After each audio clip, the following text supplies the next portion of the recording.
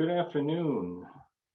Thank you for joining us for our ongoing series for the New Hampshire COVID Vaccine Alliance. Brian, if we could, didn't see a chat area, but if we could start that up, and could you promote Steve Onnen and Vanessa Stafford, panelists, please. We're waiting on someone from the DHHS. Typically TW Hall participates, but we know that with everything going on right now with the 1B, it's a little crazy out there. But that's what we're going to try to focus on, some of the questions. If you have any questions, please use the chat function, and we will try, or the Q&A function, I'm sorry. And we will try to get through all your questions as we kind of move through this right now. Just a quick review. Again, our mission here is to convene stakeholders across the state to help promote vaccine confidence, support accurate, consistent vaccine messaging, and foster coordination of the Vaccines Alliance. Our goals are to help promote public buy-in for vaccines to increase immunization rates. Most importantly, to act as a multiplier force for the COVID vaccine communication and allocations plan through the Bureau of Infectious Diseases and Control. And finally, to foster use of New Hampshire's immunization information system. Thank you. Quick takeaways, some minor changes here. Again, for all 1A healthcare workers, we'll now go through the general www.vaccines.nh.gov. Recognize yourself as a 1A healthcare worker.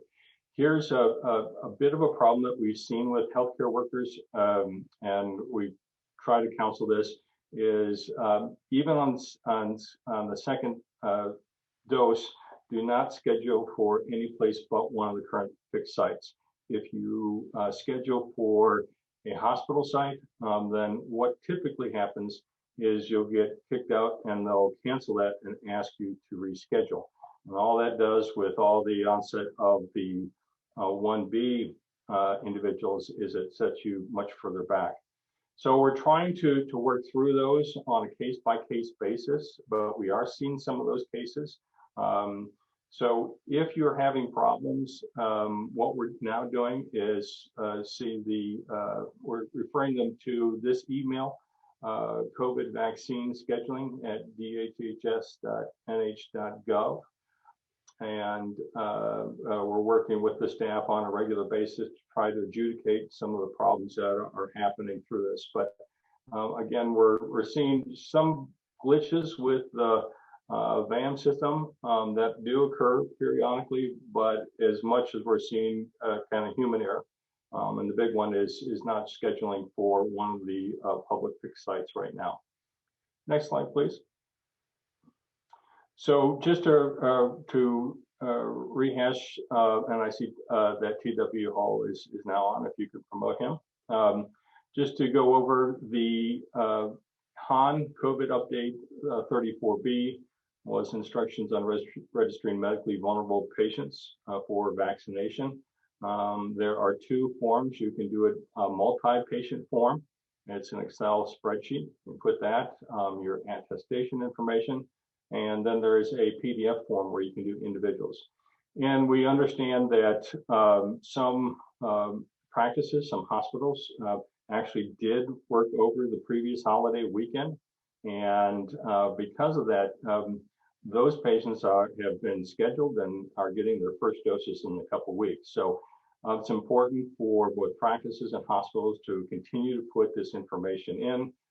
TW will later confirm, but our basic understanding is that there won't be an expansion of other public sites at this time, unless specifically conferred by the department. And so we're really trying to push most everyone through the 1B process to one of the 13 fixed sites. As that expands, we'll have more information for you. But this is really the only one way for medically vulnerable patients to get in They need your attestation. The department's doing a great job in taking that information and then emailing your patients. What we recommend as follow-up steps is, of course, to either batch load or individually input the information that you have sent this information. So you and your practice staff, or if they call in, you can verify that, yes, you have done that as practice. And two, send them a follow-up email, just letting them know that you have informed the state that they do qualify under Phase 1B criteria. And that they should likely be seeing an email through VAMS to schedule that appointment. So those are the, and finally, I would just, again, thank, next slide, please, our contributors to this. Oh, I'm sorry, one more slide. So the general guidance here is anyone over 65, go to the www.vaccines.nh.gov site.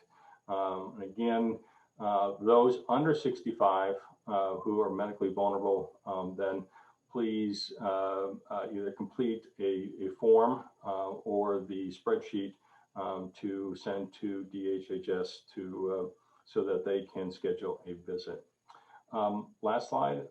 This is, again, we thank our sponsors, Harvard Pilgrim, Anthem, Dairy Medical Centers, Convenient MD, WellSense Health Plans, and NH Healthy Families. So with that, again, you can, just a reminder that you can send your questions in the Q&A box, and we'll attempt to answer them. So I've been working hard, TW and team. I see you got the whole team there. That's terrific. And from all reports, 1B has gone, there are some little hiccups, but it's gone pretty well. My understanding is over 200,000 or pretty close to 200,000 have now signed up. Is that correct? Yeah, so we've had, I will say that it's been great in terms of what the state of New Hampshire has put forward in terms of resources for this. At one point, we had over 300 people manning the telephone lines. At Bulk, we have capacity up to 500,000 to be on the site at one time, and a variety of other things that we've built up that have made that all a successful experience. Just like you said, there's some hiccups along the way, and so while I am very proud of what the team has accomplished, I also recognize that there's obviously some choke points, and by my nature, those are what I focus on to try and smooth things out. And so I'll discuss a couple of those in an update with y'all so that you can understand what we're trying to do to work through those and how we can support you all in the field. And so let me take a couple of those that we're aware of. First, we're aware of the fact that there were some what are called closed pods. So these are groups that weren't designed to be having external participants register in them, that had not taken down their sites by the time that we had went live, so that there were patients that got scheduled into these closed pods. And that was roughly to the tune of about 3,000 people. And we're working on trying to figure out how to message to them and work through that, as well as determine if we have any extra available vaccine to try and honor the time commitments that are there. Part of the challenge of that is that we have fully allocated out what our bandwidth is in order to schedule the appointments to begin with. So we don't have a lot of bandwidth for extra doses right now. So that's why I can't give you an exact process at this time and whether or not we can do that or not. But just know that we recognize the problem and we're looking into it to see if there's a way that we can make that right. The second thing that, the second hiccup that we had was that second dose appointments for a lot of healthcare workers have been taken up with this bandwidth. And so it doesn't necessarily mean that there aren't second doses available. So I just want to make sure that y'all hear that there are second doses available. It may just mean that we're delayed by a week or two in terms of getting those second doses into arms as we work out what the best way is to contact those people, set it up with the systems that we have in place, and work that through. I can't, unfortunately, open up just another clinic in VAMS for people to schedule their second doses, because that immediately gets filled with people looking for doses sooner than April or March or whatever else when they got scheduled. So we're working through that, and I should have answers for that later on this week as we figure out what that system is, and then figure out where to allocate resources to back that up in terms of vaccinators. So we're working through what the bandwidth is at each of the fixed sites, as well as a couple other places to make sure that this process goes smooth, so that when we do communicate it out, it's a clear process on how that can go. That will only affect the healthcare workers that were initially vaccinated through the fixed sites. So the healthcare workers that were vaccinated through their hospital organizations will continue to be vaccinated through those efforts in their hospital networks. So I just want to be clear on the delineation of those two. So if you got vaccinated through a government-run fixed site, we recognize this bandwidth with the appointments and things like that. We're working through that, and we'll get that scheduled. I will say that second dose appointments are still very much a part of what they're doing there. For example, we have 4,500 second dose appointments that are getting vaccinated just this week. So we have second dose appointments that were in the books and getting scheduled for this week and the following week out. But obviously, when that tsunami of 200,000 people hit, that sucked up all the appointments. So we're working through that and how to process that and the best way to message that out. So those were the two things that I wanted to mention. I also wanted to mention a third hiccup, and that is 16 to 18-year-olds. So 16 to 18-year-old patients that are medically vulnerable can only receive one type of presentation of vaccine, right? They can only get Pfizer vaccine. And because of the stability of Pfizer and how we're trying to allocate and everything else, we need to try and group these people together in terms of our appointment types, so that we don't end up giving Pfizer vaccine to people that don't necessarily need it in this carve out. So we want to make sure that we use those doses appropriately. So that gets into a logistical puzzle a little bit that we're going to send out guidance for either later on today or first thing tomorrow. And that involves asking people to carve out any 16 to 18-year-olds in your practice that medically qualify, and specifically flag them in a way to send those to us. So we'll give out written instructions. I do apologize for the duplicate instructions for this age group, and so we'll work through that. But the gaming this out, we don't have visibility in VAMS to necessarily see an appointment that you guys uploaded. So I don't have the ability, if someone calls in and says, hey, my 17-year-old is medically vulnerable, I don't have the ability to just automatically switch that appointment, because I don't have the bandwidth to know that they were already identified. So in order to try and figure that out, we have to call them individually from the state and reschedule them, and then group them together to try and work through that problem. So more information to come on that, but those are some of the hiccups that we're working through right now to try and streamline the system and to go from there. So I just wanted to message out, I know that there's a crunch on the second doses. I know that there's a couple other hiccups that we're working through. And so please be patient with us. Know that we do have those on our scope and are going from there.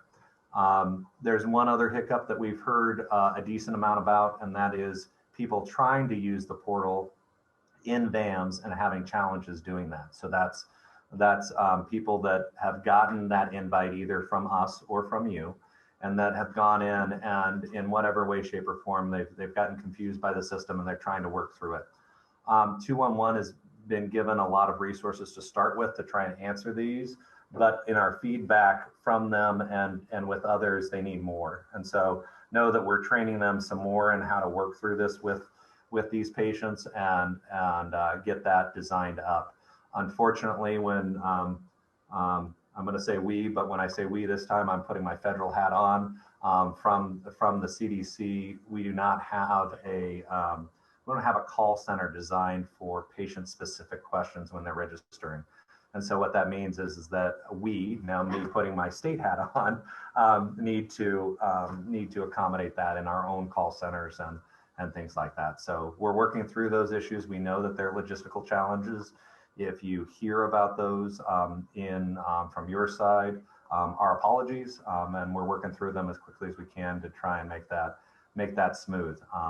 But all in all, I would agree with what Jim said. You know, I think we're one of the few states that were able to schedule that many that quickly with relatively minor challenges. We've had other states that have had website crashes and all sorts of stuff from the news and stuff like that as they've tried to do these different things. So we handled it okay for our first go around. We could always handle it better, but we handled it as okay, and know that you have our commitment to try and work on those things to make them better. Terrific. Thank you for that update, TW.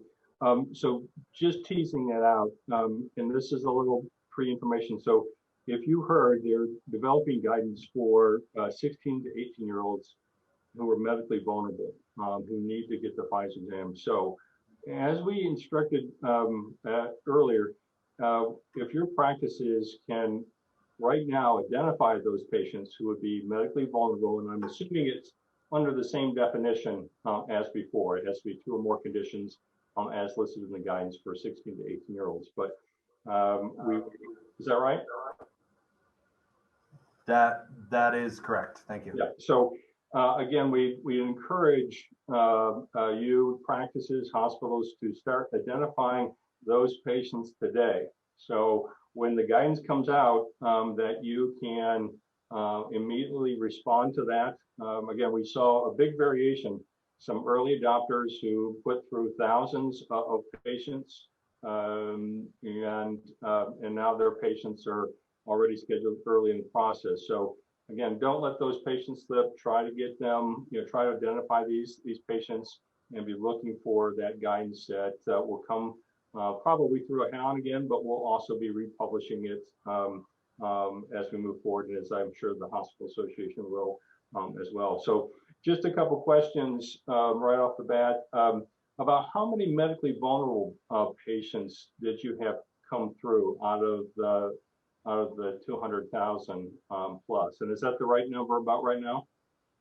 Yeah, so it's been challenging to get some of those numbers together because of the way that different things have been sent. So we've had everything from Excel spreadsheets, which are great. That's ideally what we prefer to the SFTP site, to pictures of Excel spreadsheets that were faxed in, to faxed in forms, that were not from a provider, that someone did and spoofed X, Y, and Z and looked up a provider ID and stuff like that to try and do. And so we're working through a lot of that to figure out what that actual number is, but I apologize, I don't have a clean number to give you in terms of that right now, but we are trying to calculate those numbers and figure those out.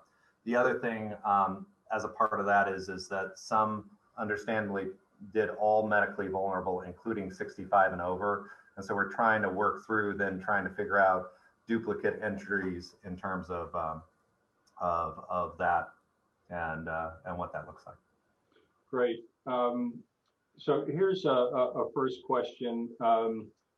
Is a peace vaccination site now available? Some townspeople are signed up and are wondering if this is valid. So what we have right now is we have 11 fixed sites and 9 hospitals. So what I will do is I will send Jim a list of where those are and where those are at, so that we can get that list out to you. Perfect. Thank you. Sure. Can you talk about people who have scheduled vaccines greater than 4 weeks apart, 3 weeks for Pfizer? I think you mentioned this before. This is some of the second doses that are happening with the 1A group? And how are you trying to handle that? Sure. So thank you for that. So a couple of different things. Number one, so in the vaccination world, you are rare. You, in fact, I can almost say for every vaccine that I can think of, at least off the top of my head, you do not start a dose if you're late with the booster dose or that second shot. Right now, with the efficacy that we've heard out of CDC, they just updated their clinical guidance last week. They gave up to, I think, 6 weeks beyond your second shot that they were confident it would provide basically the same effect, more or less. And so that's, I'm paraphrasing a little bit from what I've heard from the experts, but that's more or less where we're at. And what we're looking at is we're looking at trying to create a system where you're delayed by 1, maybe 2 weeks at the max in terms of your second doses and working that through. So I ask for your patience in that as we figure out and determine that. Right. So just a general question. If any patients have problems, then refer them to 211. Is that the general strategy? Yeah. So if patients are having trouble with maneuvering through BAMs, then have them call 211. If they are feeling like there's a difficulty in terms of let's say they felt like they were uploaded, they were medically vulnerable and they were uploaded, but they have not received an invitation yet. That's a little bit more tricky, because that's going to then depend on who uploaded them and whether or not they really qualified or not. So we would ask that you start that process as a provider and have that communication with them. If you've sent that list in, as far as I know, in almost real time, we have uploaded the charts, as long as we could vet them and know that they were appropriate. There is obviously some lag time because of the scamming, unfortunately, and some of the other stuff that we're seeing. So that's creating a little bit of a lag time. But as far as I know, almost everyone has been invited from one day to the next, just about, in terms of medical direction. We've sent out, medical attestation. So we've sent out invites just about in real time, if not 24 to, at the most, it's been 48 hours. I think we've publicly messaged that we'll get that to them within 5 days, but I think we've exceeded expectations, at least on that level. That's right. And some of the confusion that I've heard from patients is that they've got an email from BAMS or CDC, and they thought that maybe that was some kind of phishing or something different. So that seems to be one issue. They were surprised that you did such a great job and turned it around so quickly. But generally, it's a good thing.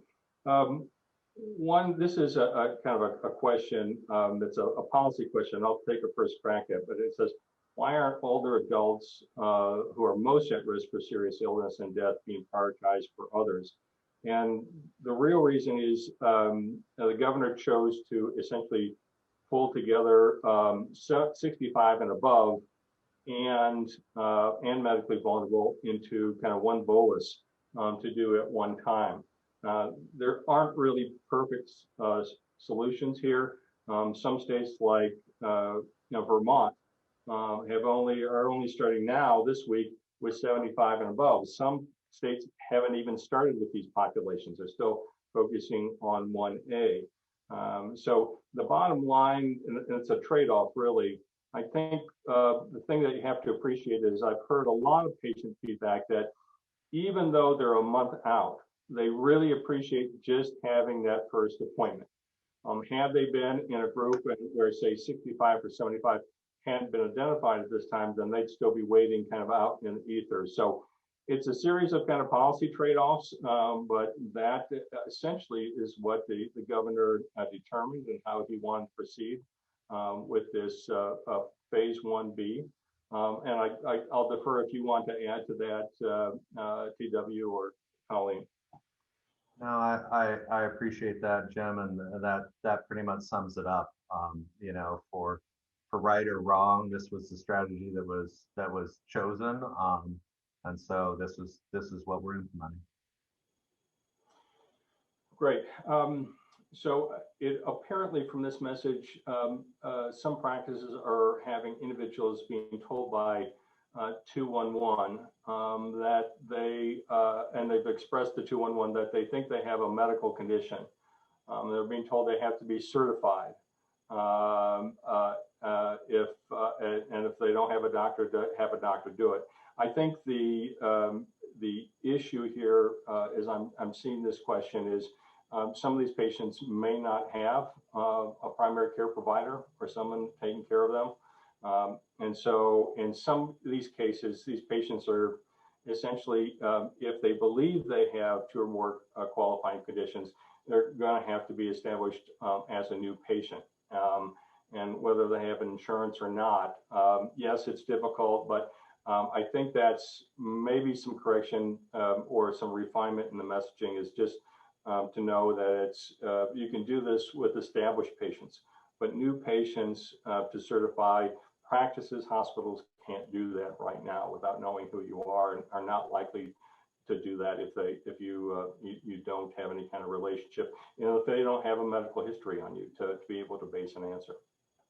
Yeah, so what we've messaged out to 211 and what 211 has been working through is, so first let me state this. I understand the spirit of the question, and it is not falling on unsympathetic ears. I agree with you when we chose as a state to roll out medical attestation instead of a self-attestation of medical vulnerabilities, you automatically create inequities with that. The leadership's position on that was we're doing that because of the fact that we don't want people to game the system. Right or wrong, that again was the choice that they chose to make in terms of that. So with that, that means that exactly as you said, that means that there's a whole wide variety of patients that I see every day if I'm working in the ER or other places where I practiced in, where there's a good reason why they don't have medical care established, right? And so trying to get them pulled in and tied into medical services, while it's a great public health goal, and that would be something that we advocate for through everything from FQHCs and rural health centers and other areas, as well as hospitals that have tried to do that. They're still, when it comes to this particular thing, if I'm putting on my nurse practitioner and training hat, and I think about what it would take to establish a new patient as with these comorbidities and things like that, and how I would establish that quickly, there isn't an easy answer for that. That would take tests, that would take time, that would take all of these different things to do. And so I don't have a better answer, unfortunately, than that, other than the fact that we are trying to create a specific set of rules for groups that are identified as more vulnerable to try and set up a separate mechanism to get them vaccinated. But as you can see, any system that you create a separate set of rules in for two different ways has to be well thought out, and we've got to try and figure it out. But that's the best that we can do with the guidance that we've been given in terms of that area. So I'm sympathetic to it. I understand what you're saying. I wholeheartedly understand what you're saying. But that's the guidance that we've been given on it, and so that's how we're trying to push it forward. Great. So there's a question. Can you walk through some of the more recent messaging regarding, it says +1s, and I'm assuming that this is spouses, caregivers, other ones that you're scheduling, trying to schedule essentially 2 visits at one time, or partnering on that. So. Yes. So as challenges go, forgive me. As challenges go, this has been a particularly challenging thing to try and implement. So we were given the directive that we need to accommodate partners, couples, whatnot, that want to schedule at the same time, at the same place, at the same appointment time. And so what that has done is that's been something that we've done our absolute best to try and turn around in a short period of time. But the documentation systems aren't designed to do that.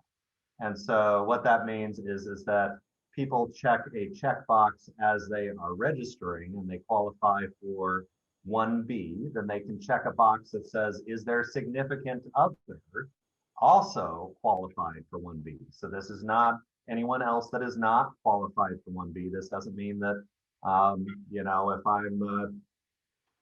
I'm dating a 20-year-old and I'm in my 60s, that she gets it, right? It's someone who is qualifying for 1B, and in that 1B category, the goal was to try and make that pairing easier as for them to go through as a couple, so to speak, in one carload to the site and get vaccinated at the same time.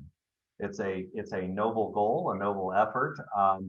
The challenge comes from then implementing that with the number of allocation and the number of doses and how we schedule out. So what that does is that creates a variable factor in how many doses we have available, because it could be anywhere from 30%. So right now we're tracking 37% of applications right now have selected that as they would like to bring their significant other that qualifies for 1B.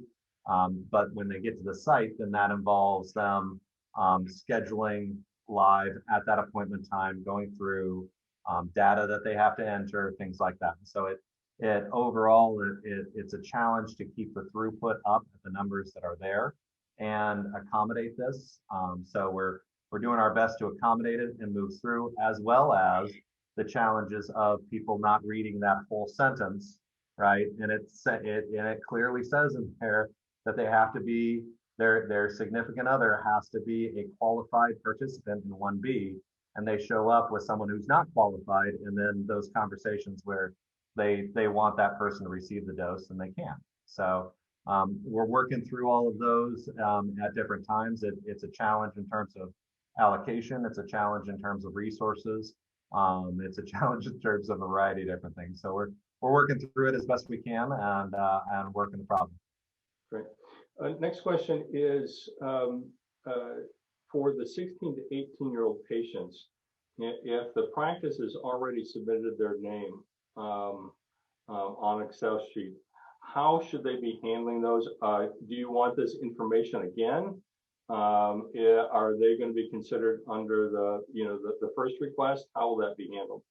I would greatly appreciate if you could submit it again. I know it's extra work, but part of the problem is that we don't have this. If I had it all in a neat Excel spreadsheet and I could create a date of birth column, that would be one thing. But right now, with the pictures, with the fax scan things in, with all of these different volumes, it's a challenge to try and get these in real time and get that data combed through and processed in a way that I don't think that there's going to be human error.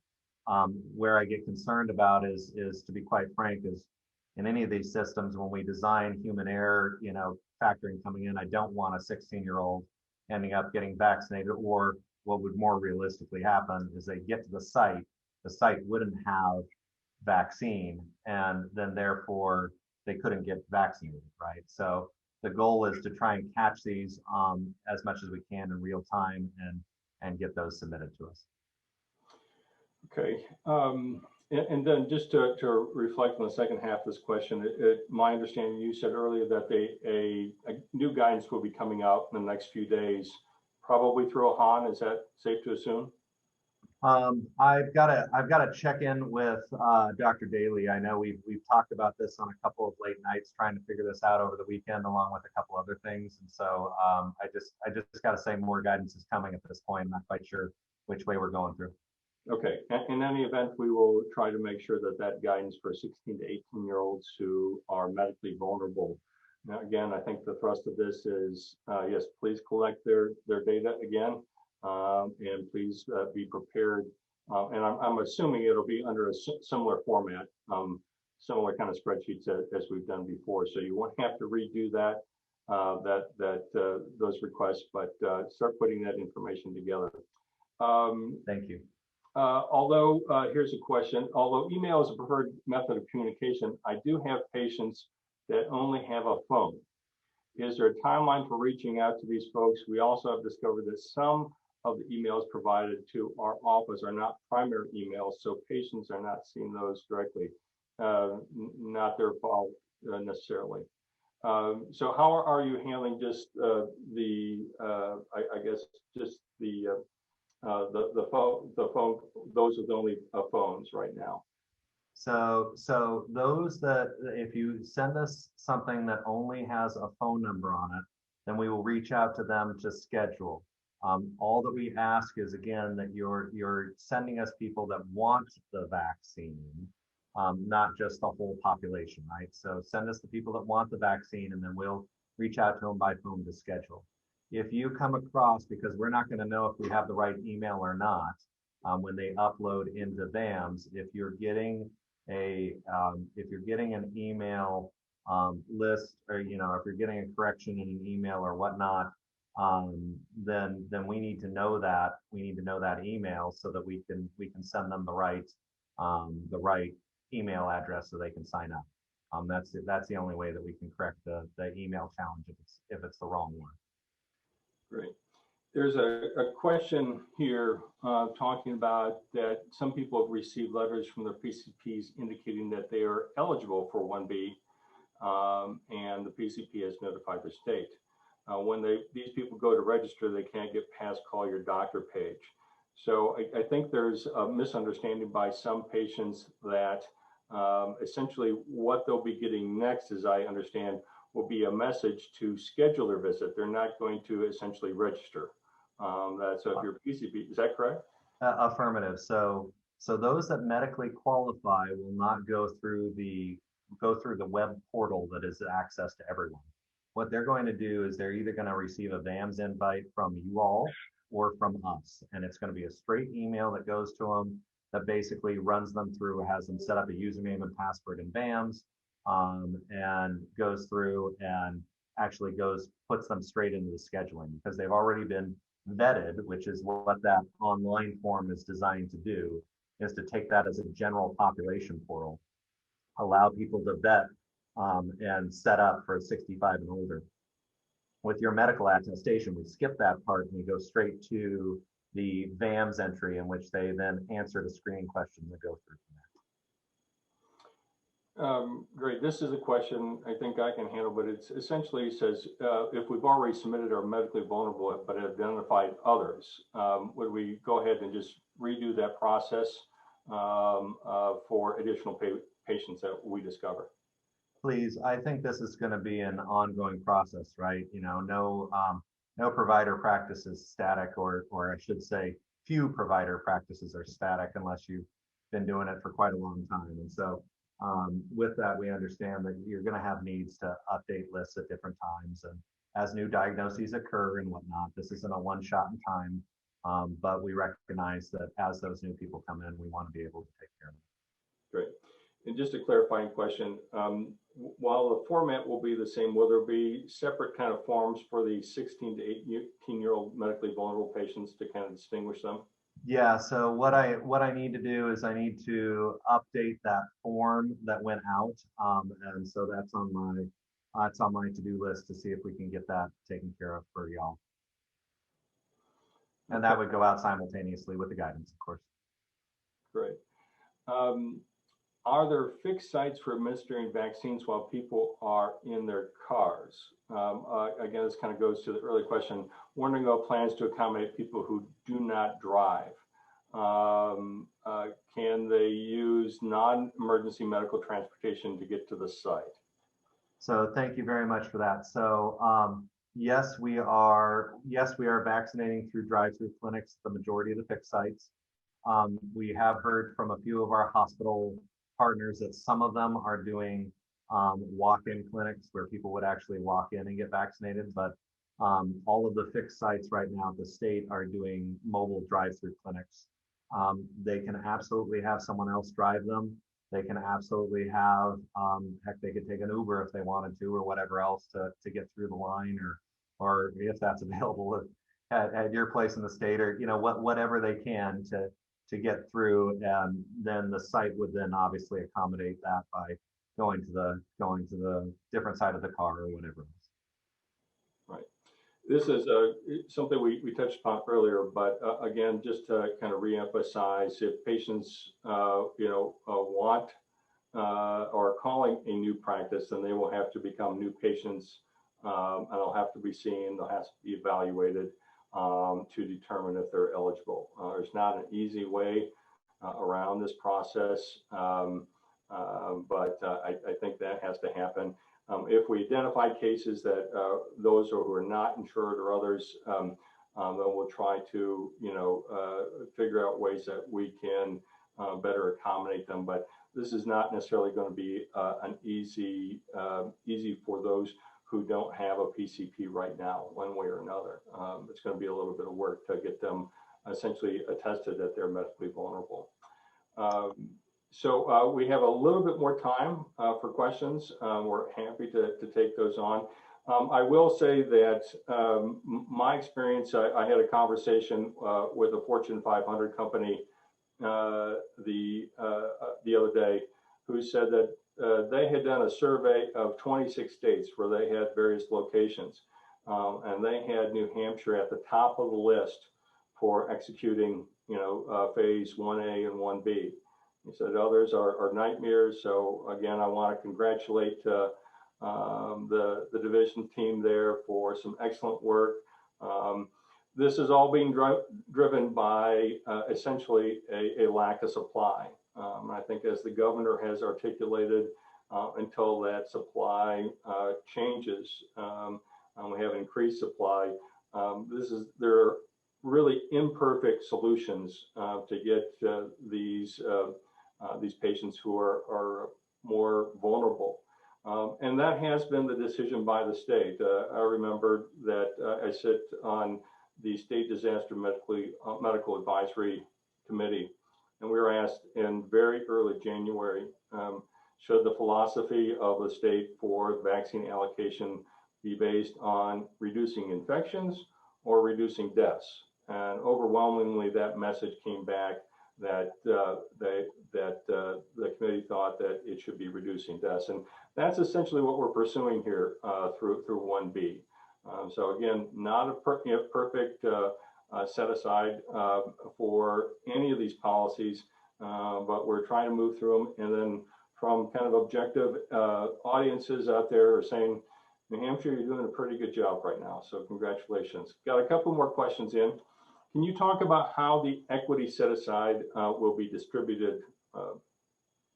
Yeah, I'd be happy to. So we have an equity team here at the state that's made up of a variety of different individuals whose goal is basically to try and figure out the disparities and whatnot that might cause you to be more vulnerable in this environment for COVID.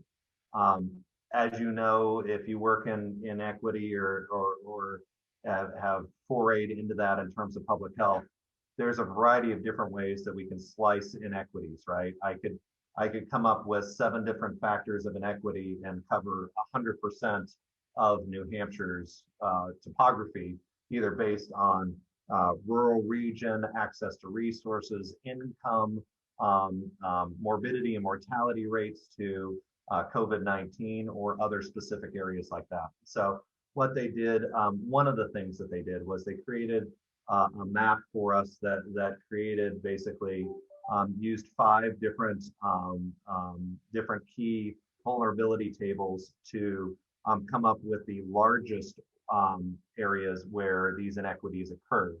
We are laying that down on a map of where we are looking at opening up open pods, as well as where regional public health networks and other mobile clinics can go in and help with setting up for this. This could be persons of color. This could be over 65 communities. This could be prisons. This could be a variety of different overlapping factors that occur out of that. I don't expect that equity allocation is just limited to mobile clinics right now, as we're just getting started with it. It's right now, that's kind of its primary driver, but I also see this as being an area where we could possibly roll this out to F2HCs and other groups that consistently deal in this bandwidth. It's just, again, it's the number of allocation and number of doses that we have to try and do that. And so they're working through that. There is, the question is, how long do we expect at this point, given the current conditions and supply, how long do you expect phase 1B to roll forward before we kind of hit 2B, 2A? Is there any kind of readjustment in the initial findings of the allocation plan?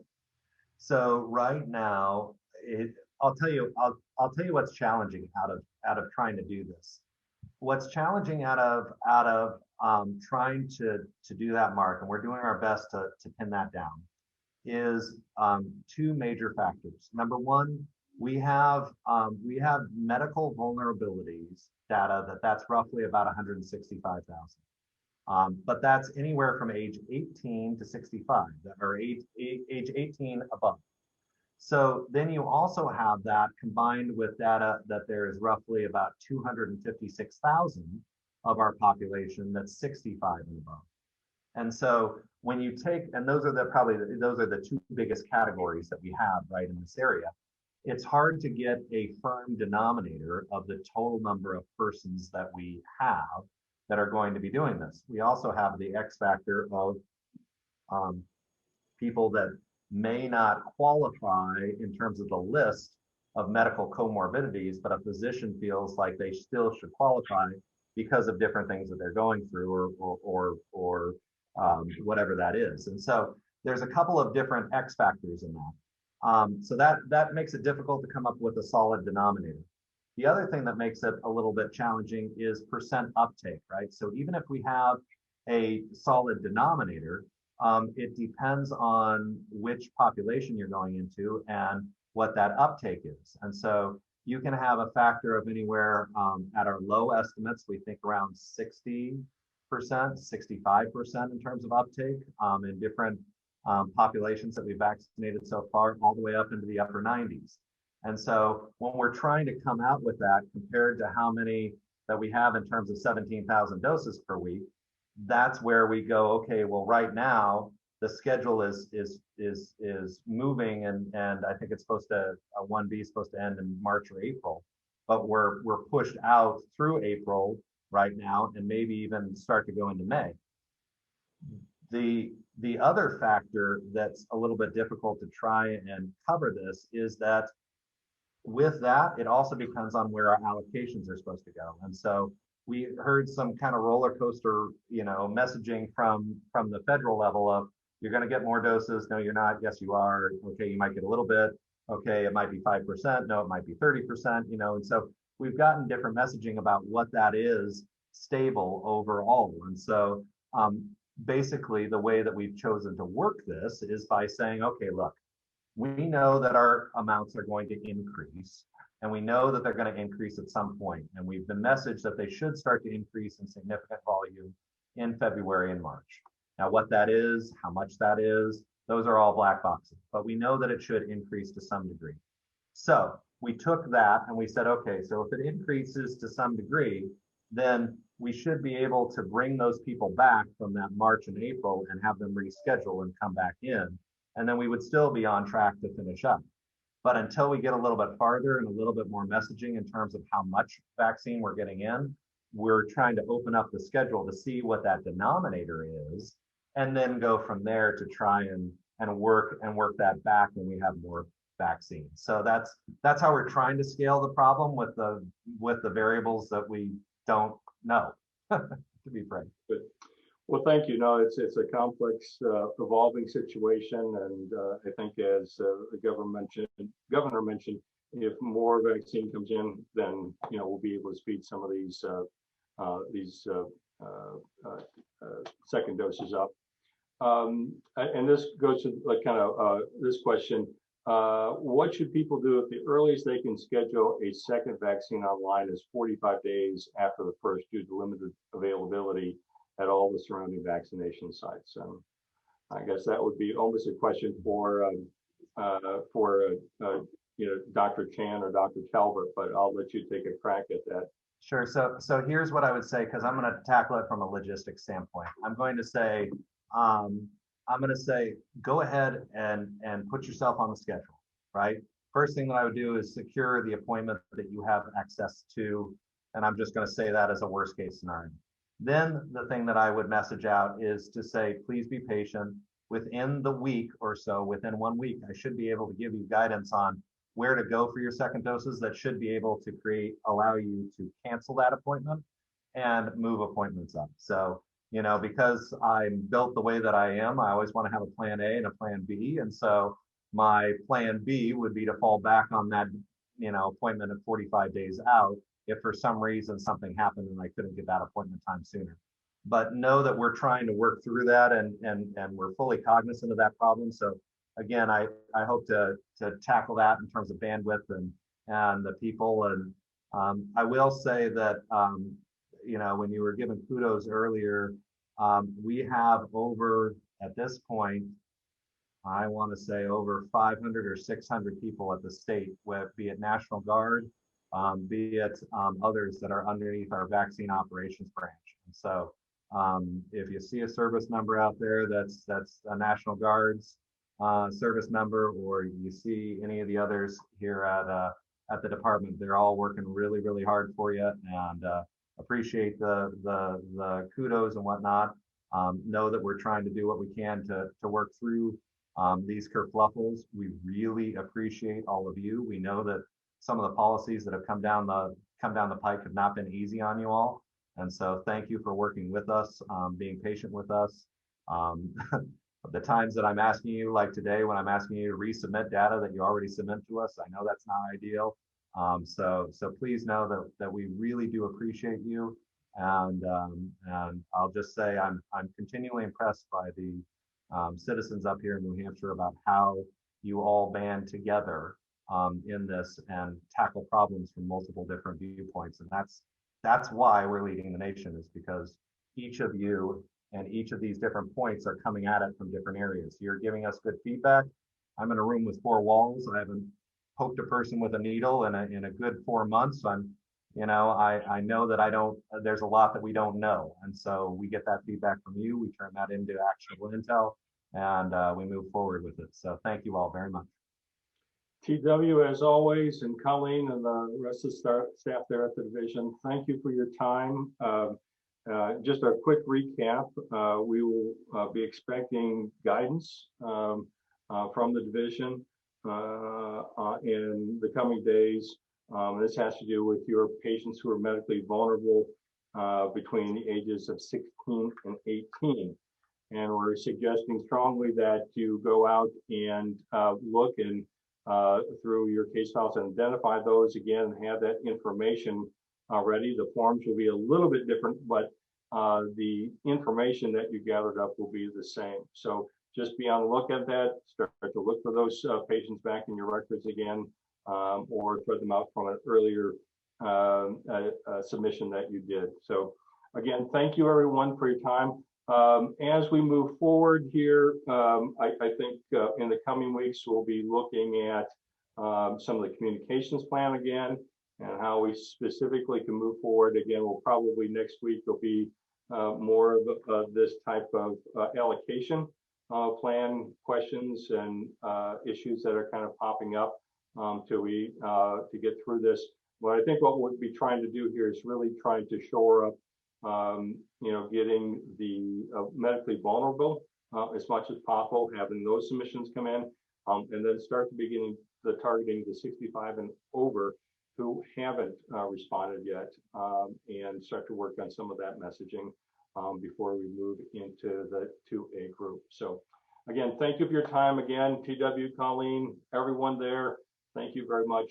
Have a great week. We'll talk to you soon. We appreciate you guys. Thank you. Take care. Thanks so much, Jim.